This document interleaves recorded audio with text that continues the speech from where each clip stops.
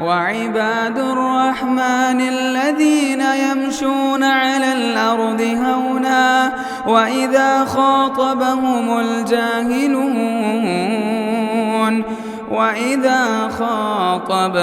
الجاهلون قالوا سلاما يا أيها المزمل قم الليل إلا قليلا نصفه أو انقص منه قليلا. انشاءاللہ آج ہماری تفسیر ہوگی سورۃ المزمل. یہ سورت کب نازل ہوئی؟ جسے بولتے ہیں، اگر آپ تفسیری کتابیں اگر آپ پڑھیں گے اس پہ بولتے ہیں کہ سبب نزول، یعنی کہ ریزن کیا ہے، یہ سورت نازل ہونے کا ریزن کیا ہے. اسے بولتے ہیں کہ شان نزول بھی بولتے ہیں. اگر تفسیر کتابوں میں اس طرح کے الفاظ آپ کو ملیں گے.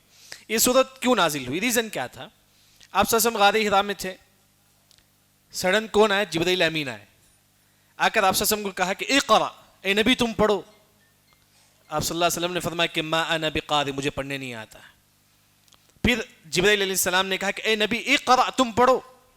اس کے بعد سورت نازل ہوتی ہے کہ اقرا بسم ربک الذی خلق. جب پہلی مرتبہ آپ صلی اللہ علیہ وسلم جبرائیل امین کو دیکھتے ہیں تو بہت پریشان ہو جاتے ہیں. سیدھا آ کے اپنی بیوی خدیجہ رضی اللہ عنہا سے کہتے ہیں کہ زملونی زملونی، اے خدیجہ تم مجھے چادر اڑاؤ چادر اڑاؤ. تو اس وقت اللہ نے کہا کہ یا ایھا المزمل، اے چادر اوڑھنے والے، یا ایھا المزمل. یعنی کہ اللہ تعالیٰ کہتے ہیں کہ یا ایھا المزمل. یا یہ نہیں کہا کہ اللہ نے اے محمد صلی اللہ علیہ وسلم، اللہ نے یہ نہیں کہا. اللہ نے کہا کہ یا ایھا المزمل، نرمی کے انداز میں، اے چادر اوڑھنے والے. کیونکہ آپ سب پریشان تھے، وہی نازل ہوئی تھی، بہت پہلی مرتبہ دیکھے تھے جبرائیل امین کو، پریشان ہو گئے. تو وہاں اللہ نے کہا کہ یا ایھا المزمل. اس کے بعد اللہ تعالیٰ جو نا حکم دیتے ہیں آپ صلی اللہ علیہ وسلم کو، کس کا؟ قم اللیل الا قلیلا. پہلی وحی میں، یعنی کہ جب آپ سب پریشان تھے اس وقت اللہ نے کہا کہ قم اللیل، اے نبی تم تہجد کا اہتمام کرو، تہجد کا اہتمام کرو. یعنی کہ یہاں اللہ تعالیٰ تین باتوں کا ذکر کرتے ہیں. اگر آپ اللہ سے اپنا تعلق جوڑنا چاہتی ہیں تو آپ کو تین کام کرنا ہے. ایک تہجد، دوسرا قرآن کی تلاوت، تیسرا ذکر و اذکار. اگر آپ تین کام کریں گے تو آپ کا تعلق اللہ سے مضبوط ہو جائے گا. یعنی کہ وحی کے شروع میں اللہ نے کہا کہ اے نبی اب تم تبلیغ کا کام کرنا ہے، دین کا کام آپ کو کرنا ہے. اس سے پہلے آپ کو تین کام کرنا ہے. ایک ہے تہجد. اچھا تہجد کیسے پڑھے؟ اللہ نے کہا کہ قم اللیل، اے نبی تم رات میں کھڑے ہو جاؤ. اللہ نے کہا کہ اے نبی تم کھڑے ہو جاؤ. بعد مفسرین نے فرمایا کہ آپ صلی اللہ علیہ وسلم پر تہجد واجب تھا، واجب تھا آپ صلی اللہ علیہ وسلم پر تہجد. بعض علماء نے کہا کہ نہیں، اللہ نے بعد میں جو ہے نا کہا کہ اے نبی تم پر بھی تہجد واجب نہیں ہے. لیکن آپ صلی اللہ علیہ وسلم جو ہے نا ہمیشہ تہجد کا اہتمام کرتے تھے، ہمیشہ. قم اللیل الا قلیلا، اے نبی رات کا تھوڑا حصہ تم تہجد گزارو. نصفہ، یا آدھی رات تم تہجد پڑھو. اللہ تعالیٰ کسے بولتی ہیں کہ آپ صلی اللہ علیہ وسلم سے کہتے ہیں اے نبی تم آدھی رات تم تہجد پڑھو. نصفہ او انقص، یا آدھی رات سے تھوڑا کم. یعنی کہ اے نبی تم جیسا بھی ہو سکے تم تہجد کا اہتمام کرو. او زد علی، زیادہ، آدھی رات سے زیادہ یا آدھی رات سے کم، جیسا بھی ہو سکے اے آپ صلی اللہ علیہ وسلم تم تہجد کا اہتمام کرو. پہلی وحی میں جب آپ سے ڈر گئے تھے اللہ نے کہا کہ اے نبی تم تہجد کا اہتمام کرو. تو یہ جو تہجد ہے بڑی عظیم چیز، یاد رکھیں. جیسا کہ آپ نیک ہی کیسا معلوم کریں؟ میں نیک ہوں، مجھے کیسا معلوم ہو؟ تہجد ہے. اگر میں تہجد پڑھتا ہوں تو میں نیک ہوں. اگر آپ تہجد پڑھتی تو آپ نیک ہیں، کیونکہ آپ صلی اللہ علیہ وسلم نے فرمایا کہ علیکم بقیام اللیل فإنہ دأب الصالحین قبلکم. اے لوگوں تم تہجد پڑھو کیونکہ نیک لوگوں کی پہچان. اگر آپ تہجد پڑھیں گے تو آپ نیک ہیں. وہی اللہ نے کہا کہ اے نبی تم تہجد کا اہتمام کرو. پھر اس کے بعد اللہ نے دوسری جو چیز آپ صلی اللہ علیہ وسلم کو اللہ تعالیٰ حکم دیتے ہیں وَرَتِّلِ الْقُرْآنَ تَرْتِيلًا، اے نبی تم قرآن ترتیل کے ساتھ، تجوید کے ساتھ ٹہر ٹہر کر پڑھو. قرآن یہ اصل چیز. ہم گھر میں کیا کرتے ہیں؟ قرآن پڑھتے ہیں الحمدللہ رب العالمین الرحمن مالک یوم الدین. نہیں، یہ نہیں ہے جو قرآن یاد رکھے. ترتیل کا معنی الحمدللہ رب العالمین الرحمن الرحیم مالک یوم الدین. بلکہ آپ صلی اللہ علیہ وسلم جو ہے نا سورہ فاتحہ کی ہر آیت میں رکتے تھے. آپ صلی اللہ علیہ وسلم ملا کر بھی نہیں پڑھتے تھے. آج ہم تراویح میں کیا کرتے ہیں؟ یہ ایک سانس میں الحمدللہ سے لے کر ظالین تک پڑھ لیتے. یہ بھی سنت کے خلاف ہے. ورتل کا جو معنی ہے ترتیل، تجوید کے ساتھ رک رک کے پڑھنا ہے. ورتل کا ایک معنی رک رک کے پڑھنا ہے. آپ کیسا، آپ کو معلوم نہیں ہے، آپ کیا کریں؟ ہر آیت کے بعد جو سرکل ہوتا ہے وہاں پر رک جائیے، قل هو اللہ احد رک جائیے، اللہ الصمد رک جائیے، ہر آیت پر رک رک کے پڑھنا۔ ترتیل کا ایک معنی یہ ہے۔ دوسرا جو معنی تجوید، جس طرح قاف نکالنا ہے، فا نکالنا ہے، تجوید کے ساتھ پڑھیے۔ اب تجوید کیسے سیکھے؟ امام حرم کا ریکارڈنگ آپ سنیے، وہ کس طرح قرآن پڑھتے ہیں، وَرَتِّلِ الْقُرْآنَ تَرْتِيلًا۔ کیونکہ اگر آپ خاص طور پر اگر قرآن ترتیل کے ساتھ آپ پڑھیں گے، اچھی طریقے سے آپ پڑھیں گے، کل اللہ تعالیٰ جنتیوں سے کہیں گے اقرأ ورتل کما کنت ترتل فی الدنیا، جنتی قرآن پڑھتے جا، اپنے درجات کو بلند کرتے جا۔ اگر آپ کو ایک پارہ یاد ہے، ایک پارہ میں کتنے آیتیں، اتنا درجہ آپ کو اللہ تعالیٰ دیں گے۔ اگر آپ کو ایک سورہ یاد ہے، ایک سورہ میں کتنے درجات ہیں، جنت پر اتنا بلند درجہ آپ کو ملیں گے۔ یعنی کہ قرآن ترتیل و تجوید کے ساتھ ہر مسلمان کو پڑھنا چاہیے۔ اس کے بعد اللہ نے کہا اِنَّا سَنُلْقِي عَلَيْكَ قَوْلًا ثَقِيلًا۔ کیوں آپ سے تہجد پڑھنا ہے؟ کیوں اللہ نے کہا کہ اے نبی تم تہجد پڑھو؟ کیونکہ ہم ان قریب آپ کو ایک ایسی چیز ڈالنے والی جو سب سے زیادہ وزنی ہوگا۔ وہ کون سا؟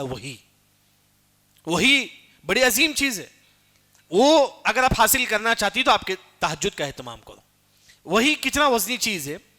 عائشہ رضی اللہ عنہ کہتے ہیں کہ ٹھنڈی کے موسم میں جب وہی نازل ہوتی تھی، آپ سے پورا پسینہ ہو جاتا تھا، آپ سے پورا پسینہ شروع ہوتا ٹھنڈی کے موسم، یعنی کہ اتنا آپ سے جب وہی نازل ہوتی تو گویا کہ اتنا وزن محسوس ہوتا، پورے پسینہ ہوتا تھا پیشانی پہ، سر پہ پورا۔ وہی اللہ نے کہا کہ اے نبی ہم تمہارے اوپر جو نا قرآن ڈالنے والی، اس قرآن کو حاصل کرنے کے لیے تم تہجد کا اہتمام کرو، تہجد کا اہتمام کرو۔ یہاں اللہ نے کہا کہ قولاً ثقیلا، یہ قرآن ثقیل ہے۔ ثقیل بولتے وزن، جیسا کہ ہم تولتے نا 100 گرام 200 گرام کا جو لوہے کا، اسے بولتے ہیں کہ ثقیل ادبی، وہ جو وزنی جو ہوتا ہے۔ یہ قرآن بھی وزن ہے۔ کیا مطلب ہے؟ پڑھنا تو سب کو آتا ہے لیکن عمل بہت کم لوگ کرتے ہیں آج تک، اس پر عمل نہیں ہوتا ہے ہمارے پاس۔ یہ قرآن ثقیل ہے، وزنی ہے، اسے پڑھو، اس پر عمل کرو۔ آج بہت کم لوگ جو نا اس قرآن پر عمل کرتے ہیں۔ اس کے بعد اللہ نے کہا ان ناشئۃ اللیل، تہجد کب پڑھنا ہے؟ ناشئۃ اللیل۔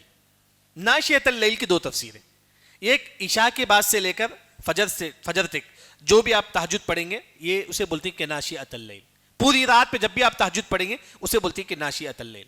لیکن سب سے صحیح جو تفسیر ہے، عائشہ رضی اللہ عنہ کہتی ہے بعد النوم، سو کر اٹھنے کے بعد جو تہجد پڑھی جاتی ہے اسے بولتی ہے کہ ناشئۃ اللیل۔ آپ سو گئے 2 بجے اٹھ کے پڑھے، اسے بولتی ہے کہ ناشئۃ اللیل۔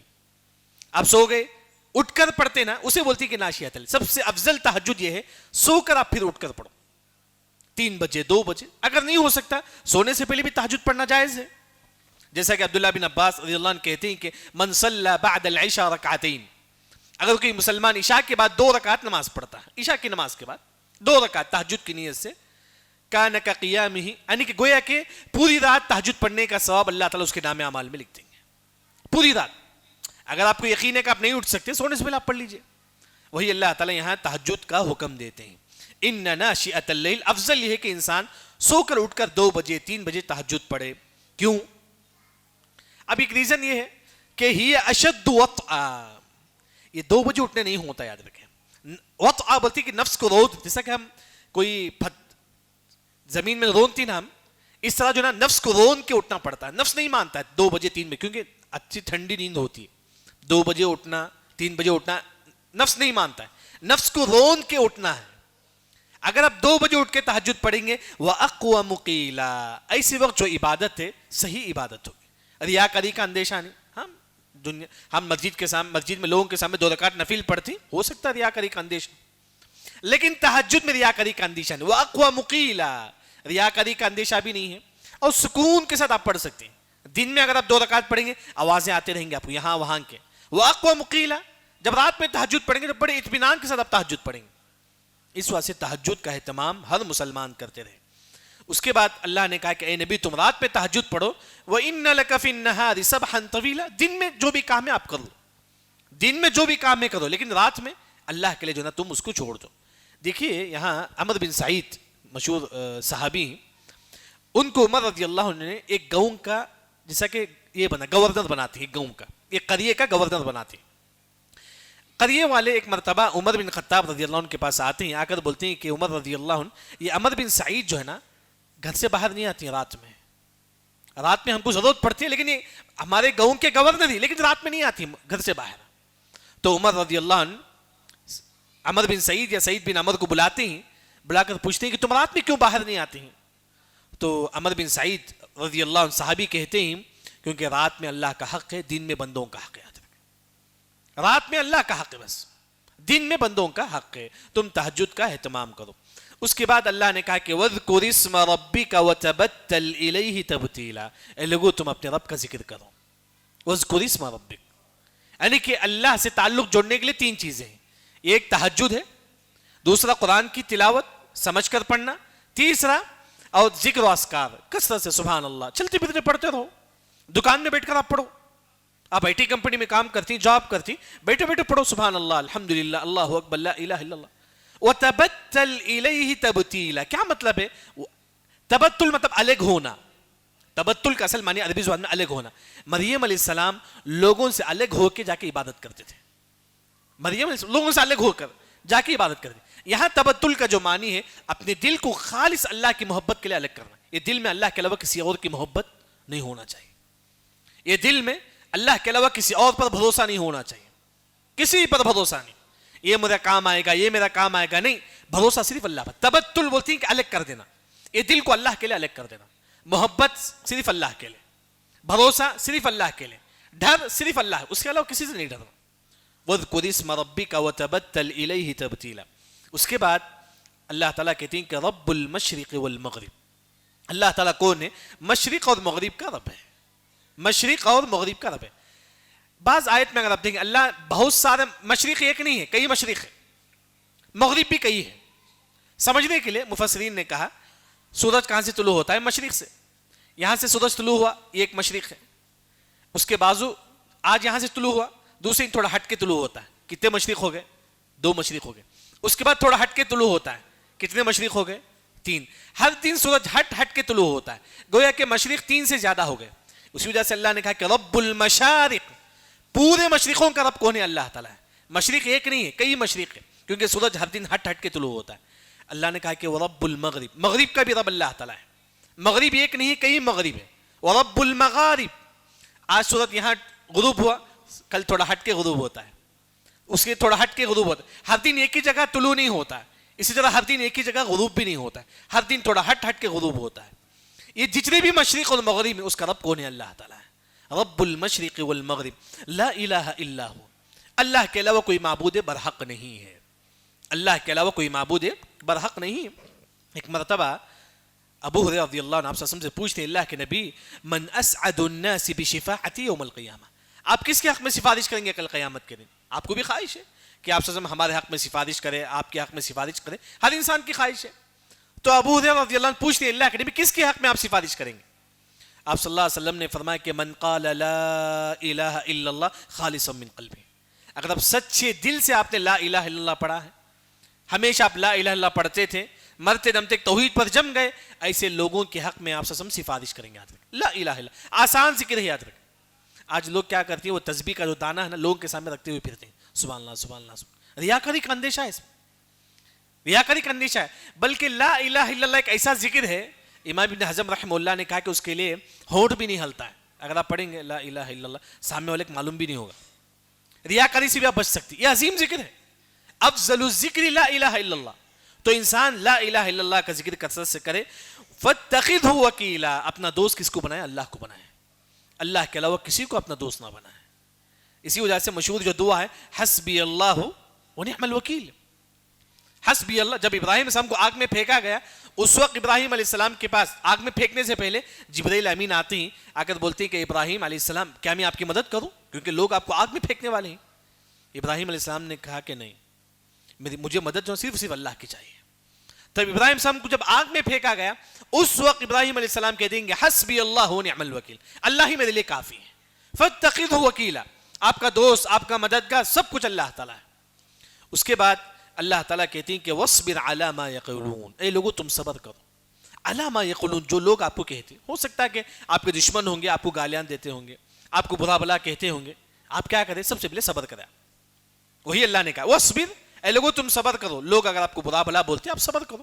وَاصْبِرْ عَلَى مَا يَقُولُونَ، دوسری جو بات کیا ہے وَهْجُرُهُمْ هَجْرًا جَمِيلًا، یہ آج ہمارے پاس نہیں ہے، یاد رکھیں یہ ہمارے پاس نہیں ہے۔ وہ کیا ہے؟ اگر سامنے والا ہم کو گالیاں دیتا ہے ہم بھی دو گالیاں دیتے ہیں اسے، نہیں، اللہ نے کہا کہ وَهْجُرُهُمْ هَجْرًا جَمِيلًا، اسے چھوڑ دو، آپ کچھ بھی مت بولو، آپ ریاکشن میں آج سامنے والا آپ کو گالیاں دے رہا، آپ کچھ بھی مت بولو، وَهْجُرُهُمْ، اسے چھوڑ دو۔ اب ہم کیا کہ انہیں بولے تو ہم بھی دو بولتے ہیں، نہیں، قرآن کہتا ہے کہ وَهْجُرُهُمْ هَجْرًا جَمِيلًا، اس کو کچھ بھی مت بولا، آپ اسے جو نا آپ چھوڑ دو۔ اس کے بعد اللہ تعالیٰ کہتے ہیں کہ وَذَرْنِي وَالْمُكَذِّبِينَ أُولِي النِّعْمَةِ وَمَهِّلْهُمْ قَلِيلًا، یہ جو کافر ہیں، یہ جو آپ صلی اللہ علیہ وسلم کو ستاتے تھے، ابو لہب تھا، یہ کئی کافر تھے جو آپ صلی اللہ علیہ وسلم کو ستاتے تھے، اللہ نے کہا کہ وَذَرْنِي، اے نبی آپ ان کو میرے پر چھوڑ دو۔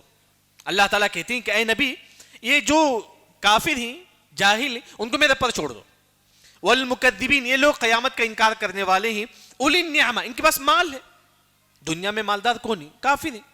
اللہ نے کہا کہ اے نبی جو آپ کو ستاتے ہیں آپ ان کو چھوڑ دو، اولی النعمہ، وہ نعمتوں میں ہوں گے، لیکن وَمَهِّلْهُمْ قَلِيلًا، ان کو اللہ تعالیٰ تھوڑا ڈھیل دے کے پھر پکڑتا ہے، اللہ تعالیٰ تھوڑا ڈھیل دیتا ہے، یہ کافروں کو اللہ تعالیٰ ڈھیل دیتا ہے، جب اللہ تعالیٰ پکڑے گا تو بہت سخت پکڑے گا۔ اسی وجہ سے جب ملک الموت آئیں گے کافروں کی روح قبض کرنے کے لیے، اللہ تعالیٰ قرآن میں اللہ نے کہا کہ وَضْرِبُونَ وُجُوهَهُمْ وَأَدْبَارَهُمْ، ان کے سر پہ اور پیٹھ پہ ملک الموت ماریں گے، مار کر ان کی روح قبض کریں گے، یہ کافر ہیں۔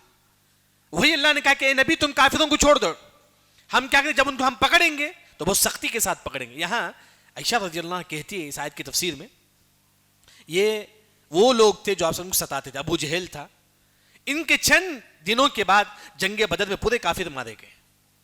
اللہ نے کہا کہ اے نبی تم کافروں کو چھوڑ دو، ہم دیکھ لیں گے، تو یہی چند دنوں کے بعد یہ ابو جہل تھا، یہ 70 قریش کے جو سردار تھے جو جنگ بدر میں مارے گئے، وہی اللہ تعالیٰ یہاں فرماتے ہیں۔ اس کے بعد اللہ نے کہا کافروں کے بارے میں ان لدینا انکالا وجحیما، بے شک ہمارے پاس کافروں کے لیے انکال، عذاب ہے، سخت عذاب ہے کافروں کے لیے، وجحیما، جہنم ہے۔ کافروں کا عذاب کیسا ہے؟ اللہ تعالیٰ فرماتے ہیں کہ جو دوسری صورت غالباً سورہ دخان کے اندر، سورہ دخان سورہ احقاف کے اندر، فرشتے کیا کریں گے؟ کافروں کا سر کو پھوڑیں گے، یہاں سے جو نا کوئٹہ سے جو نا ماریں گے ان کے سر کو دو آدھا کریں گے، ثم صبوا فوق رأسه من عذاب الحمیم، ان کے دماغ اٹھائیں گے جہنم میں، کافر کے سر کو مار کر دو آدھا کریں گے، پھر ان کا دماغ اٹھائیں گے، پھر گرم پانی اس میں ڈالیں گے، پھر گرم پانی ڈال کے پھر بند کر دیں گے، جب وہ گرم پانی ان کے پیٹ کے اندر جائے گا فقطع امعاءہم، ان کے انتڑے سب کٹ ہو جائیں گے۔ اس طرح کافروں کو عذاب پر عذاب ہوتے رہے گا۔ وہی اللہ نے کہا کہ نبی تم چھوڑ دو، کافروں کے لیے ہمارے پاس عذاب ہے۔ یہاں تک آج ہماری تفسیر کافی ہے، یعنی کہ سورہ مزمل میں پہلے وہی کے بعد آپ سسم ڈر گئے تھے، اللہ نے کہا کہ یا ایھا المزمل، نرمی کے ساتھ، یعنی کہ اسی طرح ایک بات جو مفسرین جو ذکر کرتے ہیں، کوئی انسان پریشان ہے آپ اسے جا کے مت بولو کہ اور پریشانی تو کیوں ایسا کرا، نہیں، نرمی کے ساتھ پیش آؤ۔ کوئی انسان پریشان ہے آپ بولو کہ کیا ہو گیا، نرمی کے ساتھ۔ آپ سسم پریشان تھے، اللہ نے کہا کہ یا ایھا المزمل، اے چادر اوڑھنے والے۔ اس کے بعد اللہ تعالیٰ کہتی ہیں کہ اللہ سے تعلق جوڑنے کے لیے تین چیزیں، ایک ہے تہجد، دوسرا قرآن کی تلاوت، تیسرا اللہ کا ذکر۔ چوتھی جو بات ہے، اگر آپ کو کوئی تکلیف بھی دیتا ہے آپ اس کو جو ہے برا بلا مت کہو، کوئی بول رہا آپ کو، آپ سے لائٹ لے کے آپ چھوڑ دو آپ سے۔ اس کے بعد اللہ تعالیٰ کہتی ہیں کہ یہ جو کافر ہیں جو دنیا میں مذاق کرتے ہیں، لیکن جب اللہ کی پکڑ آئے گی تو بہت سخت اللہ تعالیٰ کی پکڑ آئے گی۔ اس کے بعد اللہ تعالیٰ کہتے ہیں کافروں کے لیے ہمارے پاس دردناک عذاب ہے، جہنم میں مختلف قسم کے جو نا کافروں کو اللہ تعالیٰ عذاب دیں گے۔ سورہ مزمل آیت نمبر 12 تک ہماری تفسیر ہوئی۔ سبحانک اللہم و بحمدک، اشہد ان لا الہ الا انت، استغفرک و اتوب الیک۔ مسجد عباد الرحمن کے پلیٹ فارم سے ہونے والی دعوت و تبلیغ کے مشن کو آگے بڑھانے میں ہمارا بھرپور ساتھ دیں۔ علم و عمل سے ناطہ جوڑنے کے لیے اہل علم سے جڑیں۔ مسجد عباد الرحمن کے یوٹیوب چینل کو سبسکرائب کریں اور آگے شیئر کرنا ہرگز نہ بھولیں۔ فجزاکم اللہ